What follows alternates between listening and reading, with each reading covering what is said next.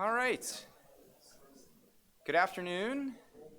Welcome to the third and final lecture of the 2019 Julian J. Rothbaum Distinguished Lectureship on Representative Government.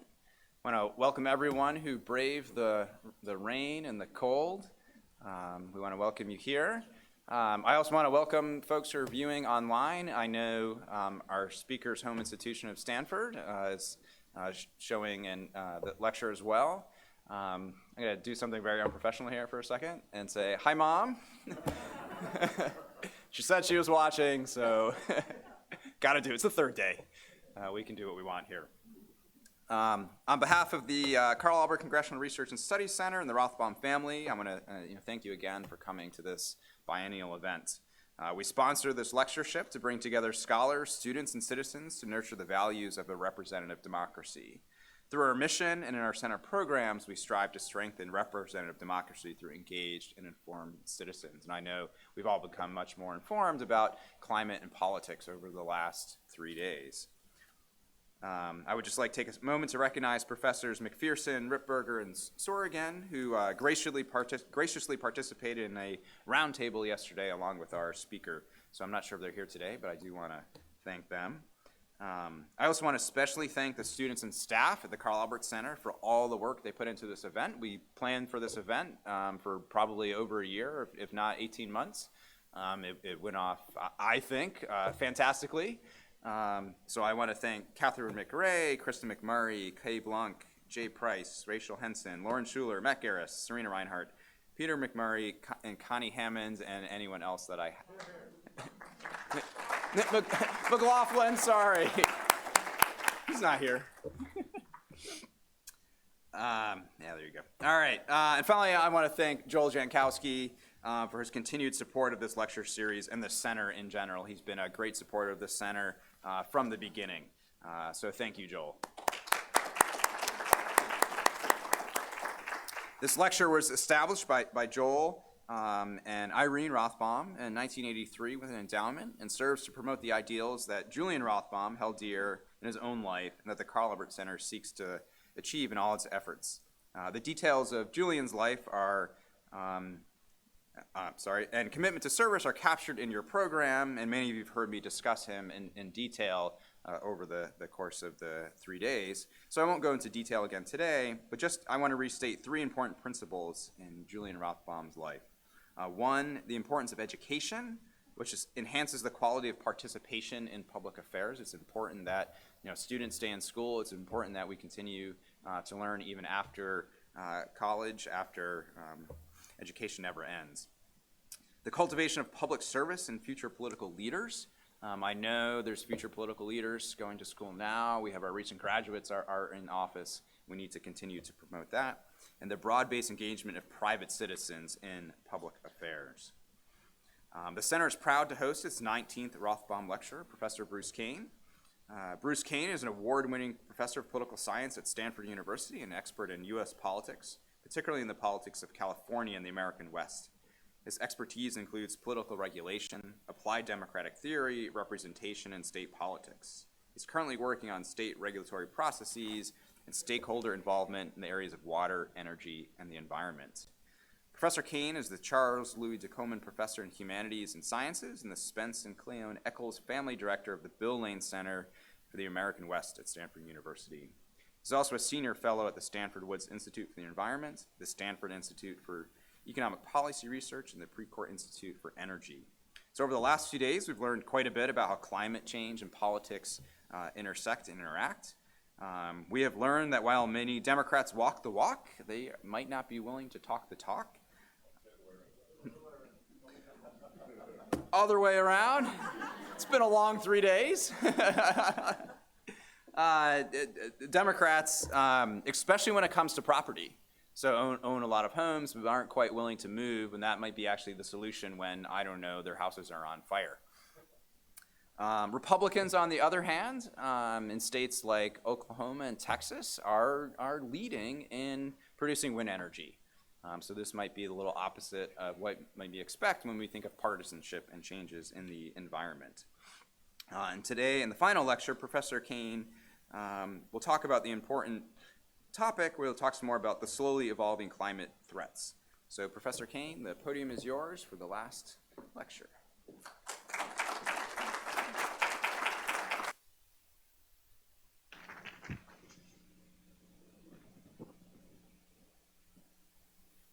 Well, thank you very much.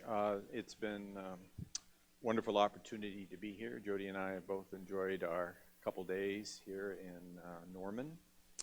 And I too want to thank Joel and the Rothbaum family and the Carl Albert staff for their wonderful efforts at hospitality. I can't imagine a better run event than this one, so kudos to you. So when I started, I said I had a kind of three-part plan to this. The first was to talk in the first lecture about the distinctiveness of Western climate changes and relate it to the distinctiveness of the Western environment. One of the things I talked about was the distinctiveness of fires in the West. And at the time I was referring to fires in Southern California. I think if you read the paper today, my own region, Northern California now is subjected to some very serious fires. Over 100,000 people have had their electricity turned off as a preventive measure, but it didn't prevent the fires. And so there are lots of people that are being inconvenienced and will be subjected to smoke, which I discussed last time. 10,000 acres have already burned in just one day. 550 homes have been evacuated. The winds are 76 miles per hour, which means that the sparks are being spread very quickly and the smoke is being spread very widely. And it's possible that another 300,000 people will lose their electricity as a preventive measure in the next few hours. So this is a serious matter. Mike was talking about how just in Oklahoma you had a fire recently in which the smoke came down into Norman. Believe us, we did not have smoke in the Bay Area in previous wildfires. So there are things that are changing that are going to require adaptation. And that's really what I want to focus on. Now, as I said, the second thing I talked about, second lecture was about the policy choices and what was possible and not possible. And as Mike pointed out, there are just some things that we're not ready yet to do. But we're going to be testing to see whether these events have the effect of making people think more seriously about retreat, think more seriously about using public subsidies to get people out of harm's way. We'll just have to see. Because at some point, the collective cost of these fires on all of us in terms of insurance rates, in terms of paying for the relief efforts, in terms of paying for the rebuilding of these communities, at some point that's just not going to be sustainable for us when we have all these other things that we want to do in America today. So the third part of this, after talking about policy and focusing on the relationship between the effect of these policies, is to talk about the institutional changes that are necessary as well. This may not be as sexy a subject, but it really is a very important one. Perhaps political scientists are more concerned about this, but there are a lot of people writing about what is it going to take to actually work effectively at regional scale to deal with wildfires, with floods, with sea level rise, et cetera. And what makes this distinctive, as I will say today, is that a lot of what we could do in terms of mitigation was at the state level. Potentially could have been at the national level, but of course the politics precluded it. But it's been largely at the state level. When we talk about resilience and adaptation, we're talking about land use. We're talking about the sovereignty of local municipalities to go forward and try to develop their land. And not so much, although we heard last night, not so much in Oklahoma where there's preemption by the state, but in many states, the states can't do that, particularly for cities that have charters that give them special authority to make decisions without state interference. So that's good if you're in a charter city. It's bad if you're trying to get people to cooperate. And so the fracturing of local sovereignty is the problem that has to be overcome if we're going to take care of land use problems. And that's essentially where I'm going to go in the talk today. So I want to go back to a point, though, to start with. just to review a few things that were said in the earlier lecture so that we keep them in mind. So this is from the Pew.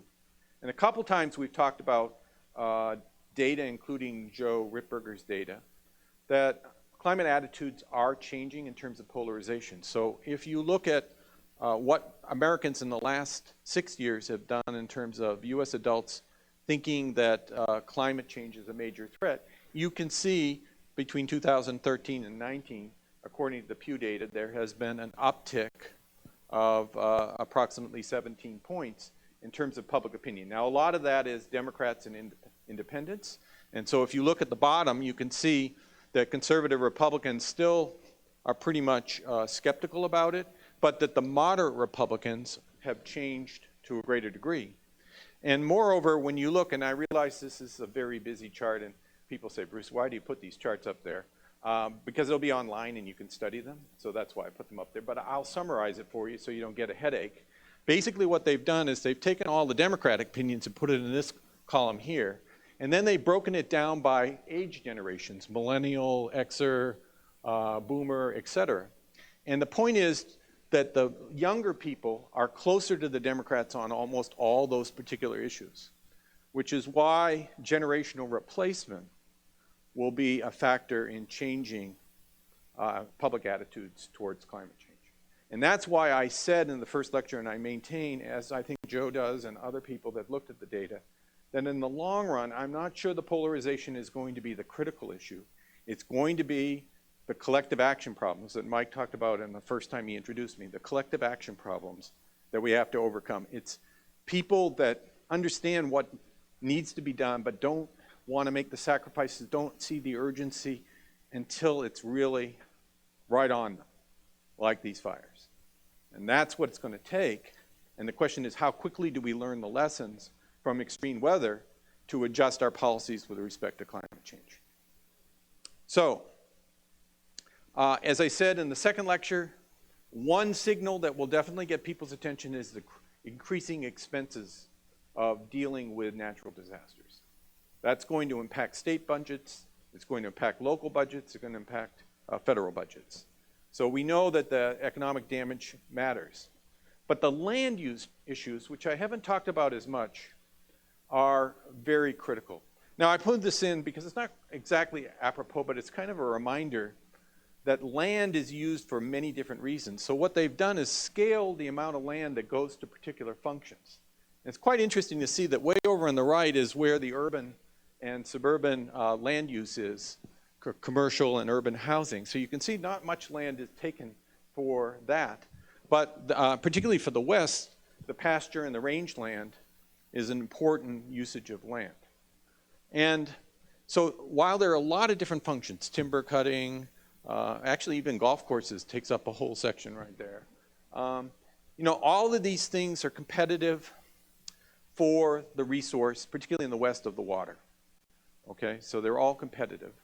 And they are also under different jurisdictions, and that's what I want to focus on today. They're under different jurisdictions with different policies with respect to fire management, with respect to you know, how they deal with environmental permitting, et cetera. It's an interesting chart. So anyway, so what we said at the beginning was aridity is the key issue. So I'm going to spend, while I will talk about fires, fires are related to the aridity problem, as I said right from the start, because the fact that we have rising temperatures and we have high levels of evapotranspiration and we have seasonality where we have growth of vegetation and then the drying out of the vegetation leads to the conditions that lead to the fires that we're talking about. And as I've said in the last lecture, we're going to have windows of opportunity. We need to really be thinking about what we do in terms of our policy choices. And in the last lecture, I said the really hard part of that is that the windows are extremely tight. Here, what I'm going to say about is not only are they tight, but they're going to involve the transaction costs of dealing with neighboring jurisdictions as well. So not only do you have to get your own jurisdiction mobilized on these things, you got to mobilize with other jurisdictions in ways that you might not do on a daily basis. And so this incorporating of local government is what is, I think, very distinctive.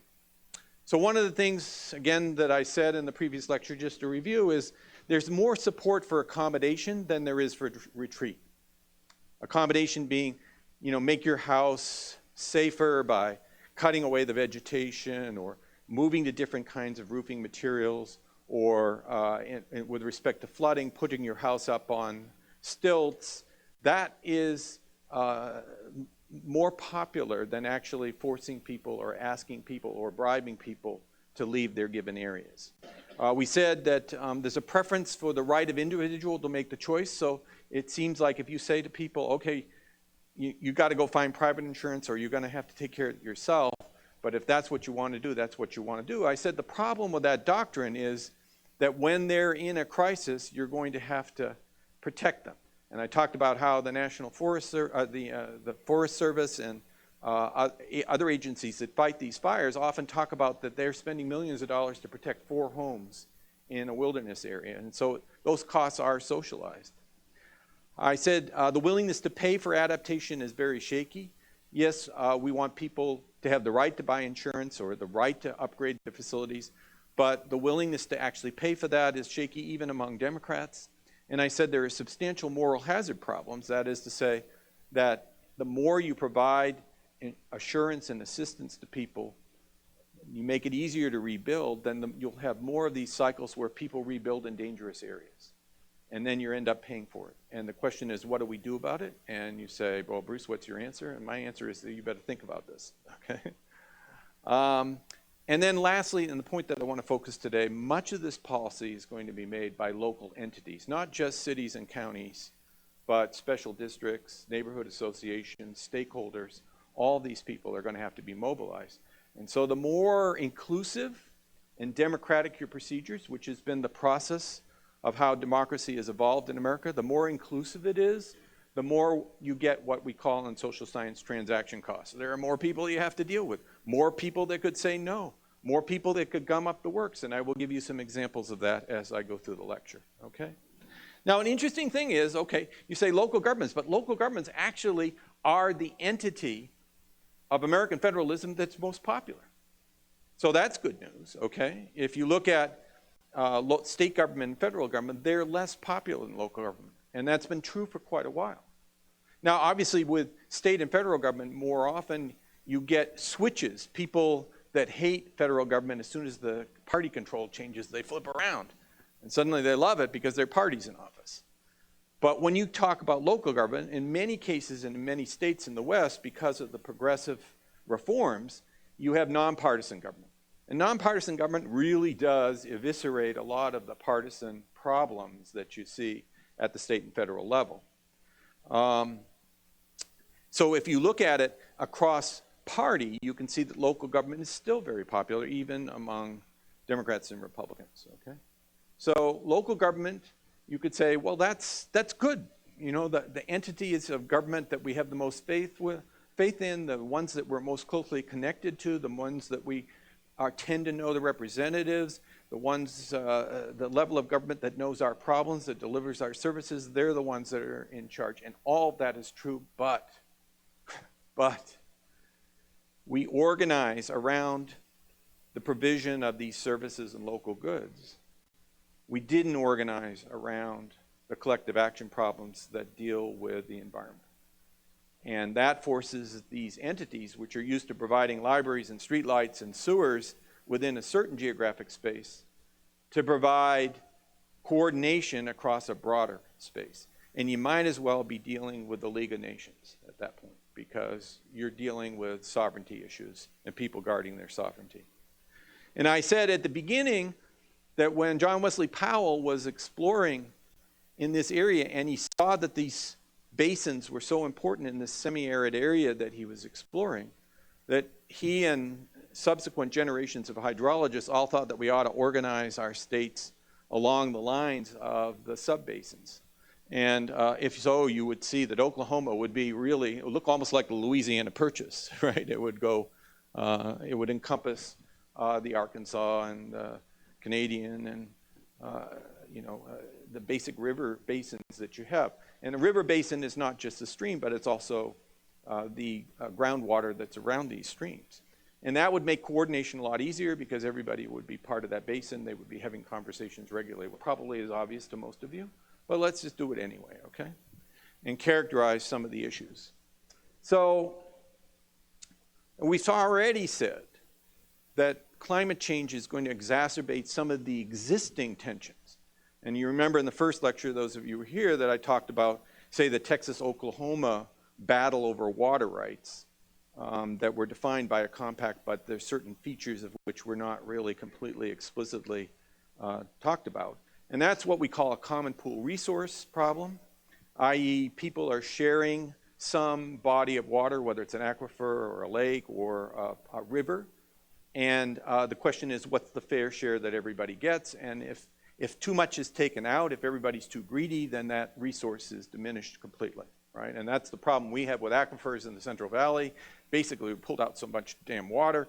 There are pictures of people standing next to a pole that shows where the height of the land was in 1920, and you would see it 80 feet up.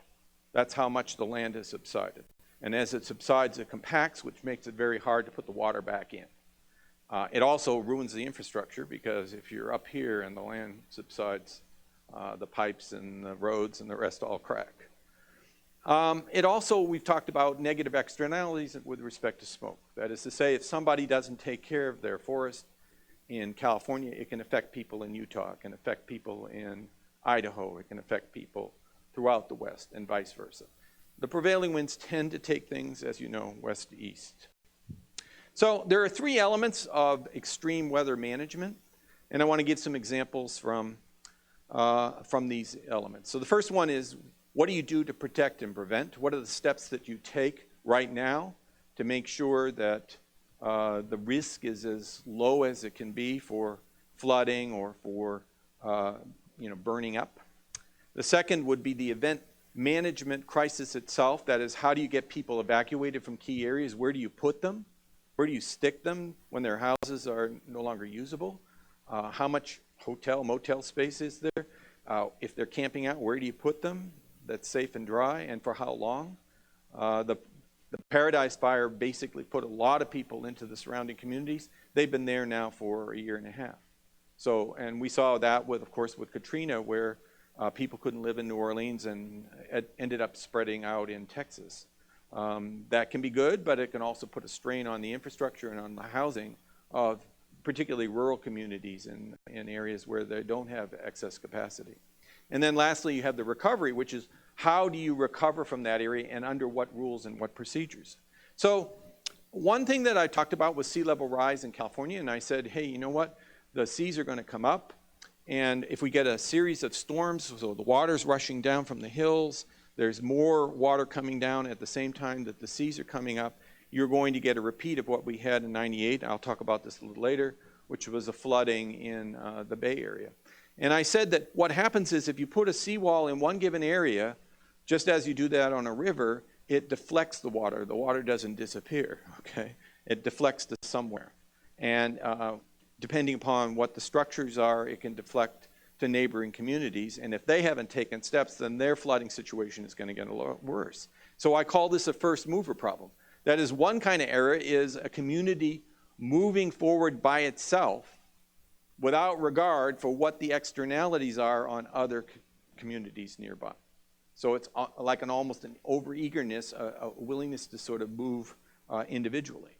And as I said, there are a bunch of these projects on the South Bay, and they would prefer that Foster City not go forward with their flood walls, but Foster City had no choice. When you come in, this is the San Mateo Bridge for those of you who are familiar, or there's the San Francisco Airport. So when you come into the San Francisco Airport, you go over the San Mateo Bridge, you look to the left, and you will see Foster City, and it has canals. Looks like a perfectly pleasant place to live, but it's built on landfill. And in fact, because of that, it set forward a conservation movement that stopped more communities like that being built in the Bay Area, because we would have eventually filled in the whole Bay Area if we had not done that. But leave that aside, that's a different topic for a different time. But the point is that that community is highly vulnerable to floods, and you can see the red line that says levee is where they intend to put a flood wall. without knowing or doing any studies or any consultation with anybody else, they went and had passed the bond measure. Did they pass the bond measure because they were evil, selfish people? No, they passed it because they couldn't get insurance for their homes unless they went ahead and put that levy in. So that's the first problem, which is a first mover problem. It overwhelmingly passed. It got 80% of the vote. It's really hard on measures that basically cost money to get 80%. So that tells you how freaked out they are by their situation and the flooding they're experiencing. Now, there's a second problem that's exactly the opposite, which is the non-mover problem, i.e. the failure of jurisdictions to do what they should do to take preventive steps. And the best example of that is prescriptive burns, and I mentioned this in Q&A the other day, which is to say you have lots of different types of owners. You have the state, you have the federal, you have the private owners, and basically you can see that the different ownership patterns in our state are very complicated, but the federal government is the one that's been doing the most of the prescriptive burns, and it gets even more complicated when you have tribal lands and various other kinds of entities when you take the whole West. So what you have here are all the different agencies and jurisdictions that have some say over whether to do a prescriptive burn, and in different colors. You can see a kind of mosaic there that suggests that this is a pretty damn complicated process to get everybody on board if you want to get the whole region to do something. And so there was recently a report that came out of the U.S., I think it was the U.S. Forest Service, that basically talked about, well, they're doing some modeling on what would happen if a fire started in the national forest and it spread, and the sparks went all the way down to a local community, and they found in many, many areas that it would traverse various lands. So a national forest fire could go over a BLM land, which is another federal agency, then go over state land, and then go over private land, right? So it could cross jurisdictions. And so if one of those entities doesn't do their job, and for the most part, the federal government, as I pointed out, is the one that does it. I pointed this out the other day. It's the federal government that has been most assiduous in terms of doing prescriptive burns. But nonetheless, if a fire starts on private land that's near that, then it's going to affect even the federal lands, right? So there's a collective action problem here that imposes externalities on others. So why don't people want to do prescriptive burns? Well, first of all, you have to do it in a very tight window of time, and you have to have the right fire conditions. So you could schedule something, and then it could be blown out by the bad weather conditions of one sort or another. In particular, if it's extremely windy, then there's a possibility of, quote, escape. And it turns out that one of my friends, a classmate at Oxford, Rhodes Scholar, went on to be the director of the BLM, and he authorized a prescriptive burn when he was director of the BLM in Utah, and it escaped. So as he says, he actually did cause a wildfire in Utah during his tenure. He didn't last very long in that job, as I often remind him. Then the other thing is neighbors don't like the smoke, but I showed you evidence. Yes, to be fair, there are toxic materials that are thrown into the air. The PM 2.5 is there, it's real. Depending upon what's being burned, there could be other things as well that are thrown into the air. So it's not irrational for neighbors to not want to be subjected to that kind of smoke. But I showed you the medical evidence that in fact a larger, hotter, with more powerful winds fire could, most likely would, and their empirical evidence showed that in the fires that they looked at, would cause more damage, respiratory damage, both short-term and long-term, than you would get from the prescriptive. So, and I also showed you polling data that showed that, well, if you leave it up to the state, and the state's voters, they're going to say, yeah, they should be doing prescriptive burns. But if you leave it up to the local community, which will often show up at the hearings and object to the permits that you need, then you can see where the obstruction comes, right? And then finally, there's the expense of the property owners of doing that, including to the state, which has to use as much money as it can to put out these fires. So by the time it gets to the season when you could be doing the preventive fires, the coffers are bare. So it's like an impossible situation for the state to keep on top of all these things, and they don't do as many prescriptive burns as they should, okay? So that's prevention. If you talk about crisis management, there's a problem there too, okay? So the federal government is pretty good. Again, these are the different areas, the federal areas, the state areas, and the local areas. And, they do try to cooperate in terms of putting out these fires and the rescue operations. And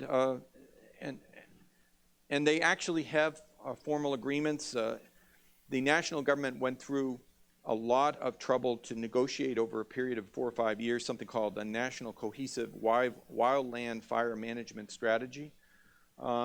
So if you look at the history of both fire prevention and fire management, different agencies have had different missions, and over time and across time, different attitudes about fires. So we had a meeting a couple years ago in Eastern Washington where we invited somebody to talk about fire management in the federal system, and that person basically said, my philosophy is burn, baby, burn.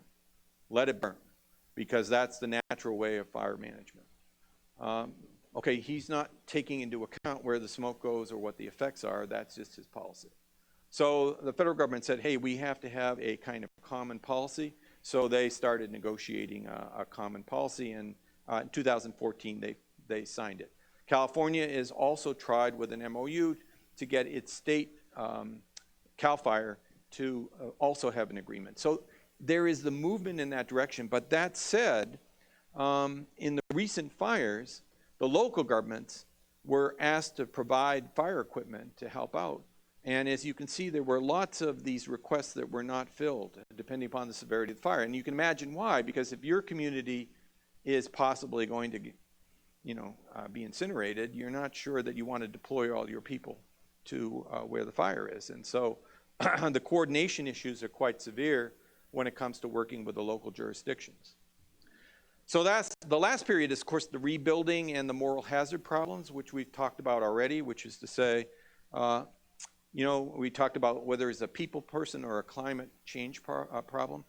The people problem is that people are attracted to the West and they want to move into areas that are beautiful, which are increasingly dangerous. The climate change problem is that already risky behavior becomes even riskier as the temperature rises and the aridity problems get more severe. So why do people keep moving in that area? Well, one of them is what we call the amenity west. We did a conference on this last year. And the amenity west problem is that basically lots of people want to live in beautiful areas and are moving into those areas, and states are attracting wealthy and upper middle class people into those areas in order to capture the revenue from the property taxes and from the trade that comes with that. So think of Bozeman, for example, or other areas, say the western Wyoming, et cetera. Secondly, there are developers' political pressures because in many cases developers want to put their property in desirable places, and so they're going to push forward and they're going to put a lot of political pressure on their local councilors. And in a lot of cities, the developers, particularly in middle and upper middle class communities, are extremely powerful pressure groups.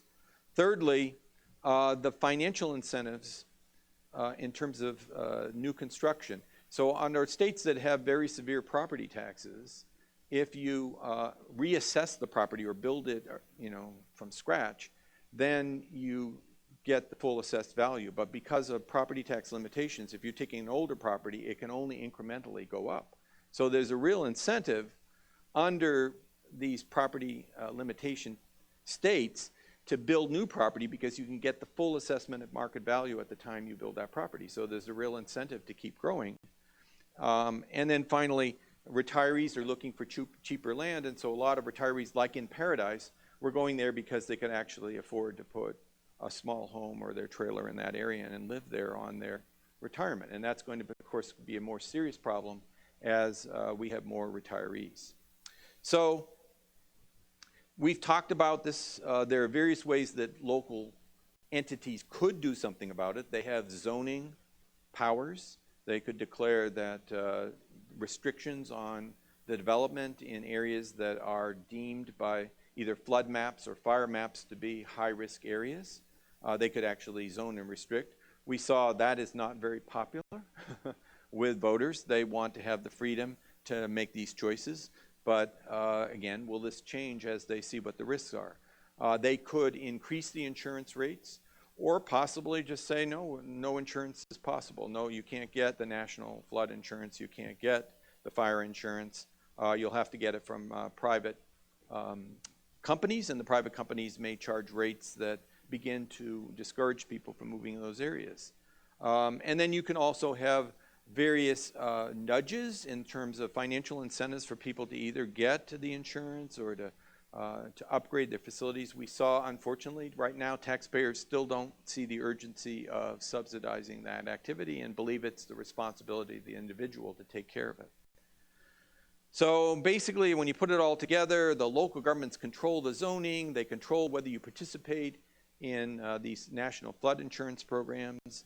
The local governments need to have responsibility over developing and fiscalizing the land, that is, finding ways to get revenue to pay for city and municipal services through shopping malls and through commercial development. The voters are reluctant to restrict the right of individuals to assume risk, and they oppose regulatory zoning and insurance measures. The question is, will that change? And they're also wary of using public money to incentivize the kind of actions that we need to take for prevention. So in the meantime, of course, the externalities of all this are in our face every single day as we speak right now in Northern and Southern California. All right, so how do we collaborate? What form should it take? Well, in some ideal world, it would look like energy, right? And I talked about this in the first lecture, that in the energy world, we have an extremely well-coordinated system that shifts electrons across state lines through various market mechanisms in order to make sure that we have the reliable provision of energy.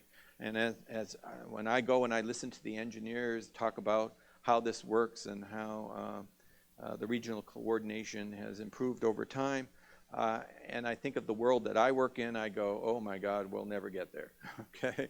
And they have organizations that do studies and make recommendations, and in the wake of previous interruptions of power have studied how not to make these kinds of interruptions. Of course, now what good does that do you when you're going to intentionally shut off things because of the wind?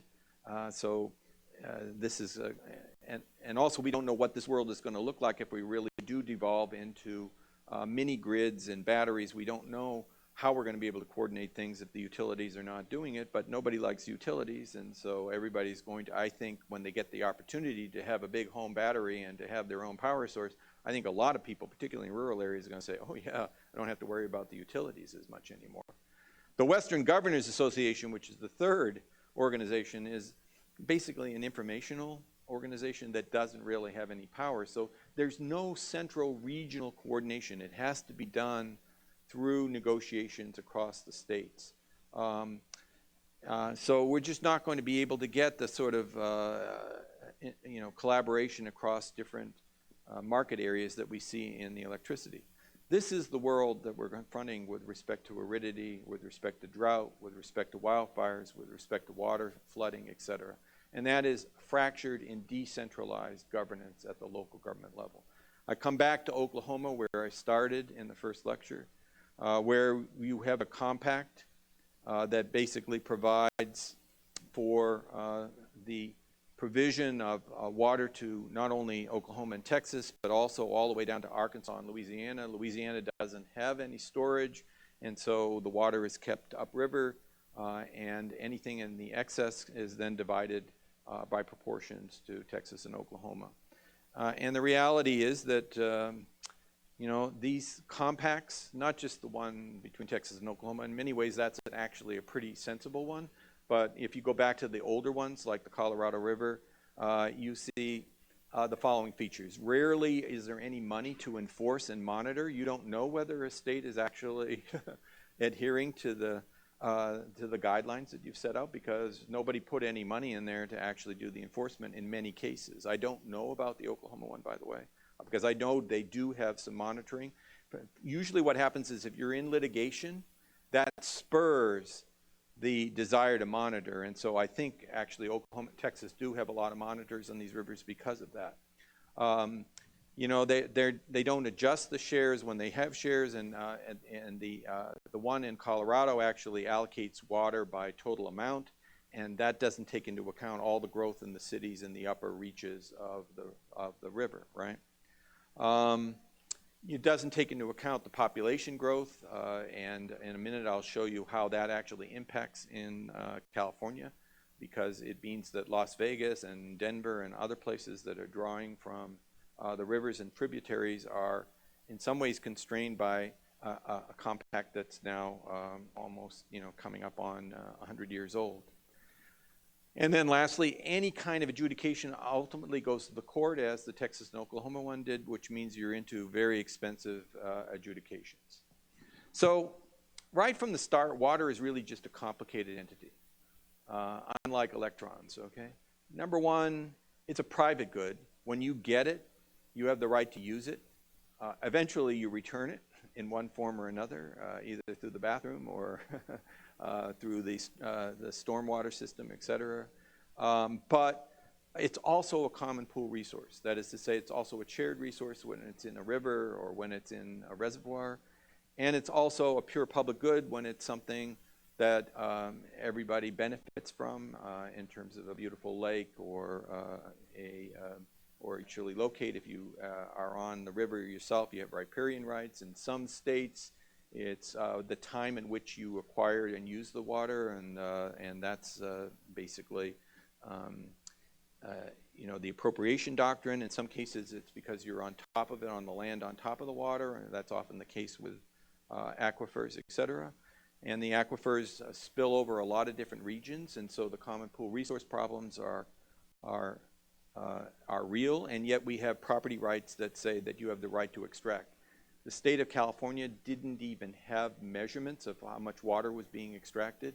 We didn't have any governance limitations on how much water was getting taken out, so that's the reason why our groundwater situation is so bad. That's not true in a lot of Western states. A lot of Western states are much better off.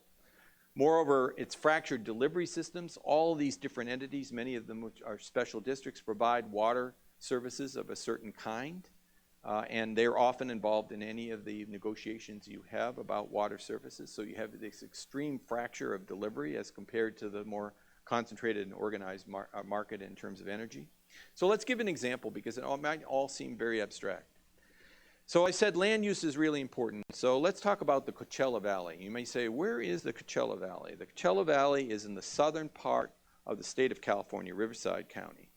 And there's actually, I think younger people would know this, there's a rock concert that's typically held there. And the Salton Sea, by the way, was created by a breach in the waterway, you know, in the early 20th century that just spilled water into that area, and now that is evaporating, and as it evaporates, it's causing all kinds of environmental problems. But leave that aside.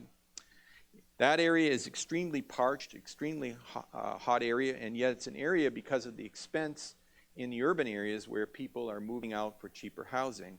So they're moving into these extremely arid areas, and not only that, they're building reservoirs, artificial lakes with the water that they're getting, okay? And they're having golf courses, okay? So while the rest of the state that doesn't get its water from the Colorado River but is getting its water from the north was going through a drought, you had continued construction of these communities. No control. We have a state water plan. This is very typical in the West. We have a state water plan, but that water plan has no authority to control land use. So with the wildfires and the water and the drought, land use is absolutely critical, but there's no connection of that to the availability of water and the sustainability of water. So here's some things. Here's an area that only gets 3 to 4 inches of water a year, and yet people are moving into that area. They expect to grow by about 300,000 by the year 2035.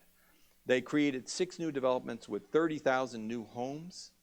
They had 121 golf courses, including Larry Ellison's private 19-hole And by the way, golf is 18 holes, but he's counting on a playoff, I guess. I don't know. I don't know who he competes with. But the base unit cost of water, because it's subsidized in that area, it comes from the Colorado River, is $1.12 per acre foot, as opposed to what is more typical in surrounding communities of $5.50 or $6, or as I pointed out, if you're doing it through reclaimed water, it can be $1,000 or $2,000 per acre foot. So the market is totally distorted, right? So an interesting thing is you say, well, how are you going to sustain all those people? And you can see that the assumption here is that the Colorado River portion is going to be the same. They're going to continue to draw the same water no matter what's happening in Denver, no what's happening in Las Vegas. And so the decisions that are made by local entities, Imperial County, the farmers in Imperial County, affects not just California, but affects what's going on in states, the 5 or 6 other states that are up and down the Colorado River. It also, by the way, affects the northern part of Baja, because under the treaty, the northern part of Baja is also supposed to get water. And so once again, here we are. Mr. Remington had it right. It's a fight for the water hole between all these different entities. This is an example before and after the Colorado River, after all the dams were put on and the water was allocated to different states. Well, this is the area that goes to Mexico right now. Notice that there's not much water in there at all. So there's the Colorado River. So a few years ago, they did something called a pulse flow, where they, for a couple days, allowed the water to go like it did back before all of it was boarded up. But not only do you have the fracture of the jurisdictions and the delivery of water and the different rules, et cetera, as if your head isn't spinning already, but you have regulatory fracture. So these are all the different agencies at the state level that deal with water issues: water supply, water quality, flood control. Then there's a whole bunch of federal agencies, the Bureau of Reclamation, the engineers, et cetera, tribal governments, et cetera, that all deal with water supply, water quality, and flood control at the federal and the local level. So you've got a lot of different entities. So let me tell you a very quick story that shows you what the complication of that is. So now we're at Stanford. The San Francisco Creek runs to on the border of the Stanford campus.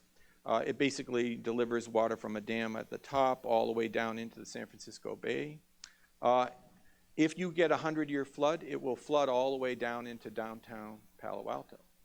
So what we needed to do was put up the walls of the channel that brings the water all the way down to the San Francisco Bay. Not a hard engineering problem. We knew how to do it. So we formed a local government entity. So we formed a collaboration of the entity. It took a number of years to negotiate that. It consisted of 3 cities, a flood control district, and a water district. They all get together to do this, right? And then they design. It takes a while to hire the consultants to design the reconfiguration of the channel so that it broadens in the critical areas so it doesn't flood things. And then when you're done with that, you have to decide how to work out the shared costs. So you decide who's paying what among these different entities. And then you do an environmental impact statement. You do one for the state under the CEQA rules, and then you do one for the federal government, where you assess what the environmental impacts of creating this flood wall or higher flood walls would be. And then you have to go out and seek permits. So after you've done the state permits, you have to go get the federal permits. There were 4 separate permits. You have to go out and get biological opinions for those permits. But I think what really makes a difference is that under the laws of NEPA and under the Endangered Species Act, we invite lots of stakeholders and public opinion to come in. And if you're not careful, they will hold up the process for extorting more money out of the university, or they will have alternative designs. And so the whole process of democratizing the regulatory process is added to the transaction costs. And you would think environmental groups would care about climate change, but environmental groups, just like all political groups, become specialized around the particular mission that they have. So if you're a bird group, you put birds number one, and you're going to be concerned about what happens when you have wind turbines. If you're a fish person, you're going to care about the water, the temperature of the water of the fish. And so what's happened is the environmental movement has fractured into factions, and they use this, basically what they're saying is we're going to hold the people at the bottom that are going to possibly be flooded hostage to try to leverage you into making concessions to get things that we want that favor the interests that we care about. And these are perfectly respectable interests, but the priority of the safety of the communities that are possibly going to be flooded is kind of lost in all the discussion. And I could go on about that, but the bottom line is there was just, the city was up in arms about this. This negotiation went on forever. It went on forever. So it started in 1998. It was only 2 years ago that they actually started to construct. So this convergence of population growth and stressed water supplies is particularly problematic in the South. I could give lots of examples of where we're continuing to build in areas that are parched and have the water supply, and nobody coordinates that in any way.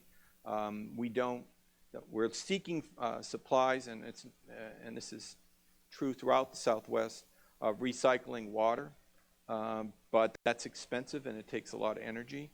And we have markets that are distorted by subsidies and by water rights, which makes it very hard for us to have an efficient market the way you do with respect to electricity. And in the end, a lot of these things end up at the courts, which is extremely expensive and not the best way to be making these decisions. And it creates tensions between different sectors, between the environmental sector, between the farm sector, and between the urban and suburban sector of the residents. So all this will get worse as temperatures rise, all these existing tensions, unless we find ways to sort of resolve them politically, will ultimately put a lot more pressure on the courts. So it gets back to the future. It's back to the vision that people had. Why don't we organize ourselves more around basins? There's a long story about that, but we certainly made an effort to do that. And here's what we've learned about that. We had an attempt to do this. I'm sure Joel would agree with this. Just forcing people to the table doesn't produce an agreement. Okay? And so the initial designs of the collaborations that have been created in California tried to get people to the table by saying, you are a jurisdiction. We're doing it now with groundwater. We did it before with our integrated regional water management program. We said, okay, you got to get to the table and come up with a plan. And so the plan was basically meaningless. People only came to the table because they had a prospect of getting grants. The grants were only one time. And so they said, thank you very much, we'll take your money. We met, we gave you a plan. We don't believe in the plan, but damn it, we're done, okay? So again, you have to consider what are the hard incentives, and then part of it is that you have to maintain continuous funding, or people aren't going to actually take that very seriously. They have to see it in their interest, just as it is with individuals. The same is true of communities. There's no attempt to sort of link these things with land use planning, and so you have farmers that are moving out and building, extending their farms of permanent crops that can't be made fallow, like almond trees, in areas that have very scarce water, and nobody can stop that. And the short-term incentives are for people to go and do that. That's not just in California, that's everywhere. And the capacity for leadership and expertise is lacking. As I said, the Western Governors Association doesn't provide leadership at the regional level at the states. They provide meetings, they provide guidance, they provide information, but there's no decision-making that can be enforced.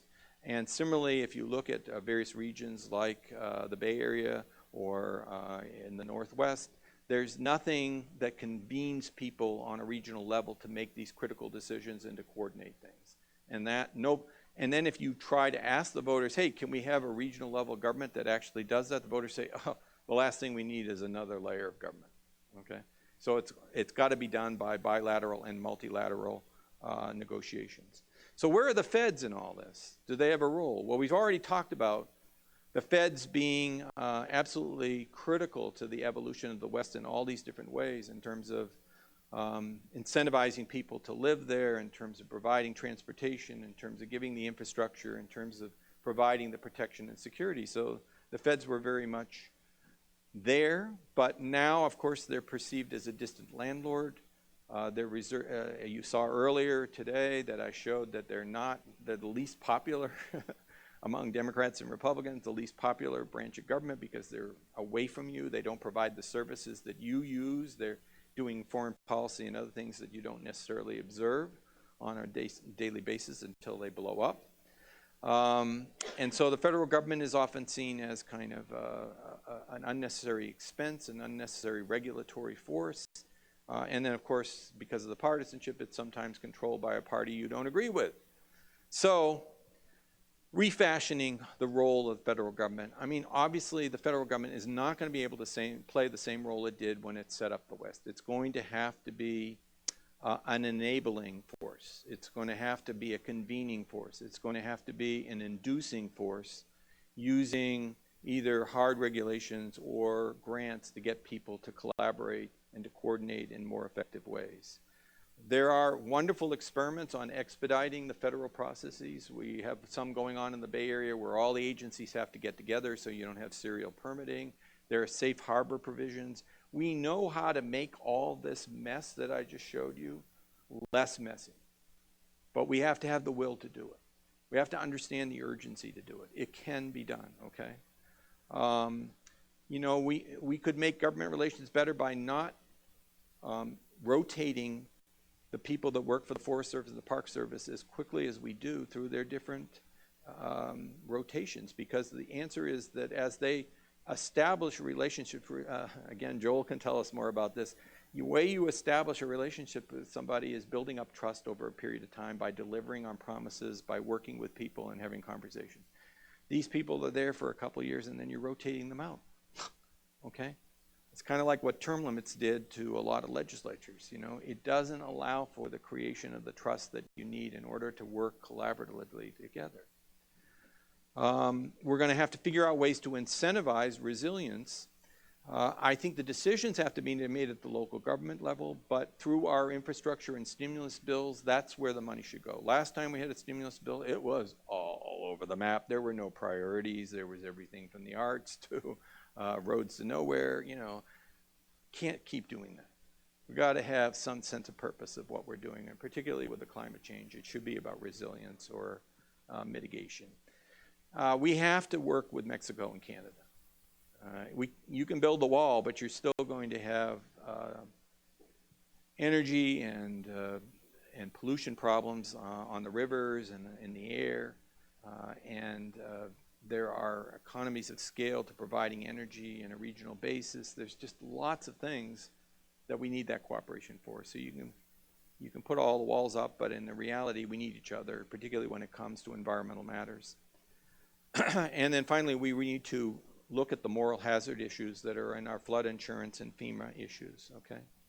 So let me just say, nature's going to force our hand eventually. It's not that we're never going to have to realize that we have to do it. It's just how quickly do we do it? How many people have to be flooded out? How many people have to die? How much money has to be spent before we finally wake up and do something, okay?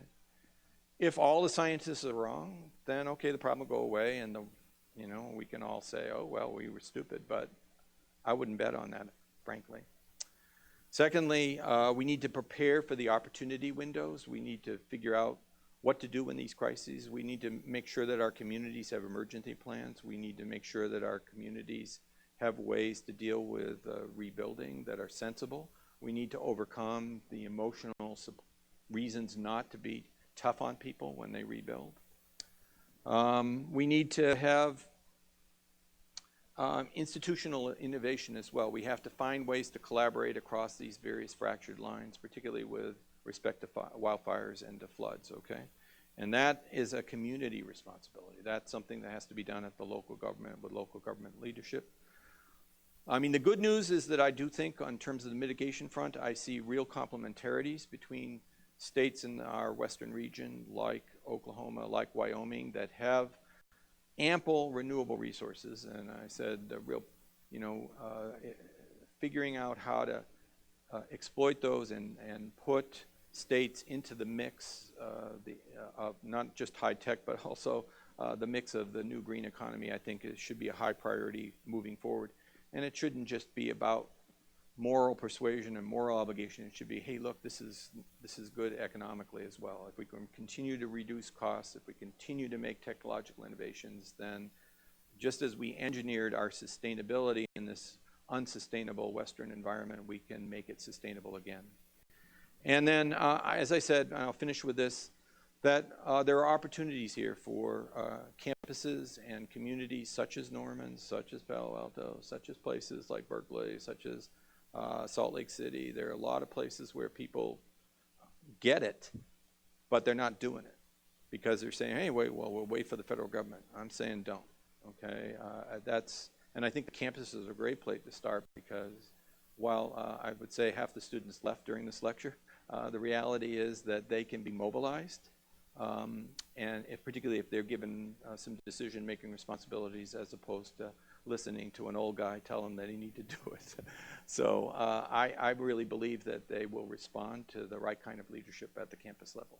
So with that, I thank you very much.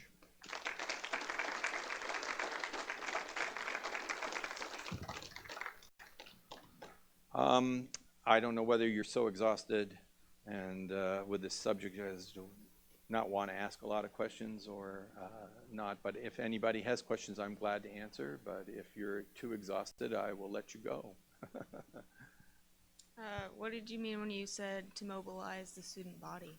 So I talked about this a little bit in the last lecture, and there are many different ways that it can be done. I mean, it could be everything from humanistic students writing about what was discussed last night, the real situations that people are facing, health consequences they're facing from climate change, to success stories of communities that have switched to renewable or have made themselves more resilient to flood. So it could be chronicling that. It could be actually taking your campus and working with your engineers and developing not just switching over to green technologies, but also thinking about ways that you can cut through some system, cut your carbon use voluntarily. How do you live a lower carbon lifestyle? There's a lot of campuses, at least in the West Coast, that are thinking about this, so you can learn from what other campuses are doing and also contribute to the dialogue. So I really think if you show what can be done, then and you can show that that lifestyle is not threatening or horrible, that people can be quite happy doing it, and that the economy can thrive in communities that do this. We pointed to a couple of examples that are trying to do this in Texas, and if that can happen, I think that's what you can do. Yes, in the long run, that's not going to be enough. Yes, you're going to need a federal commitment. Yes, you're going to need other countries to get on board, but if you're waiting for everybody else to get on board, then nobody gets on board.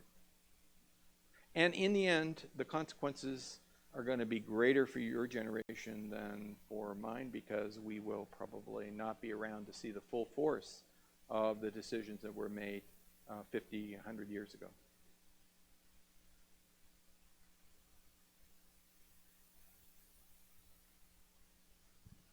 So trying to combine what you said in yesterday's talk and what you said today. Yeah. So to using the catastrophes as an opportunities Right. for windows. So looks like, and also working across different agencies, looks like you have to have blueprints ready, how you would do, when you have a next big flood or a next fire, what would you do? So who should lead those kind of efforts? I mean, agencies are not going to do, cities are not going to, maybe like think tanks and those type of things. Yes. I think it's all of the above, and it will depend upon the state. So in California, the governor has done that part. The plans are out there. They had a governor's commission. They're meeting constantly. The problem will be implementation. How long does it take to go from the planning stage to the implementation stage? And that's why a lot of the permitting issues and a lot of the jurisdictional sharing of cost issues and mobilization issues are so important. And that's why I think it's going to be interesting to see whether the wildfire smoke, which has a broader impact on the population, has more of a stimulus effect than the sea level rise and the flooding, which was more sporadic and had less of a personal effect on individuals. So But I agree with you that it could vary from state to state. There might be other areas where the state is less interested in this for either ideological reasons or because of not having the fiscal circumstances. And there is a real role for NGOs. And so that's another way students, of course, can participate, is to get involved with the NGOs. And they are another source of expertise and monitoring. And then I think academics, for sure. I mean, certainly we have a number of academics that are serving on the advisory boards at the state government and are providing the expertise that are needed. So all those things are required. I don't think we're not back in the 1920s where it was all the government agencies that had the responsibility. In political science, we use the distinction between government and governance. And governance means that there are broader networks of influence than simply elected officials. And whether you like it or not, that has to be energized. In many cases, when it's energized the right way, you're better off because you have many different perspectives, and you have, particularly with citizen science and regular science, you have better efforts to monitor things. So with Purple Air Systems, for example, in California, have done a lot to educate us about the micro pollution in different areas of the valley. So I think there are a lot of resources that can be mobilized. But, as you say, we have to have things, we have to have blueprints. We have to say, okay, we have 6 to 12 months to do things. How much can we get done in that 6 to 12 months? Now, there will be some situations in which you could have an extended drought, or you could have an extended period of time of fires, and the wildfire seasons are getting, greater.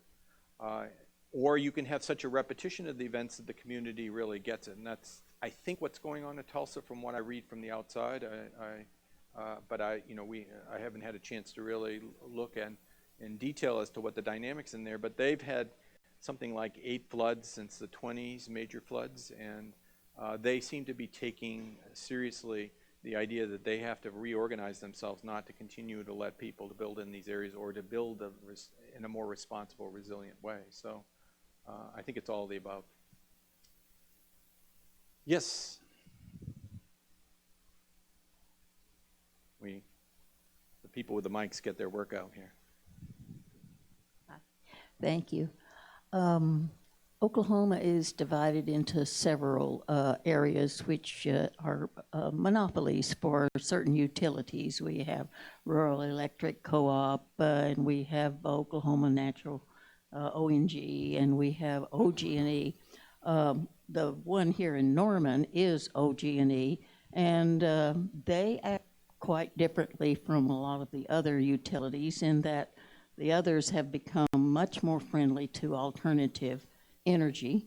OG&E has recently purchased 2 coal-fired plants and spent $500 million, our taxpayer dollars, on refurbishing a 40-year-old coal-fired plant. And we've had quite a fight with them. Some of us, at any rate, have been fighting with them over those decisions. The local community here in Norman has decided that OG&E will not be given their 25-year, which they've asked for, their 25-year lease or contract. The Sierra Club has been very adamant about that. How is it that I'm not sure what recommendations you might have for the Oklahoma in particular. They are the big elephant in the room as far as our situation is concerned. Yeah. Well, as I said yesterday, and as Emily said yesterday, probably not a good idea to take any advice from a Californian. So whatever I say stays in this room for your own sake. But that said, I think that I don't know what you handicap the prospect of the city of Norman getting out of the OG&E, is it called? But if that's possible, that's that demonstration of market force, right? And Mike was bragging about, his cooperative. I know, but I understand. That's what I'm saying, that the fracturing of energy provision and the provision of the co-ops gives you the possibility that there will be more kind of market choices. We're seeing the same thing, believe it or not, even though the state is pretty much on board and in this coordinated way I was talking about. There's these community choice aggregations where communities can choose to only take electrons by contract from renewable sources. This is a bit of a headache for the utility, so the utility is not happy about this. This is probably one of the reasons why they're so fast to turn off our electricity. We're probably getting passive-aggressive punishment for this.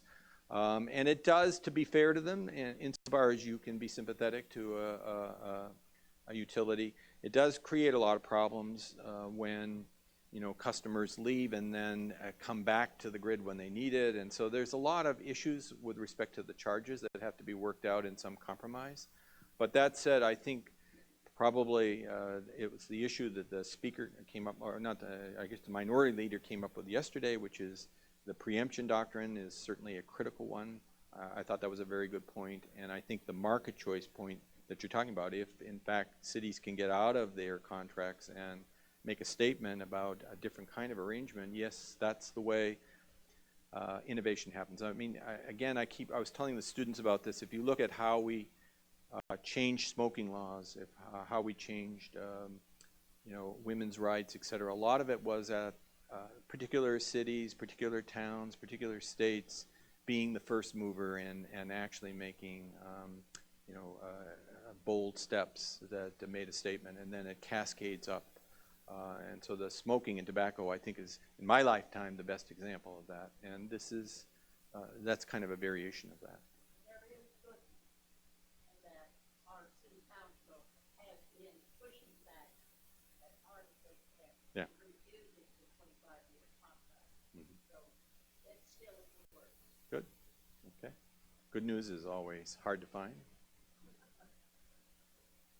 Okay. I think unless somebody has a pressing question, we should let the fatigue go. Going once, going twice. Thank you very much. I really enjoyed my time here.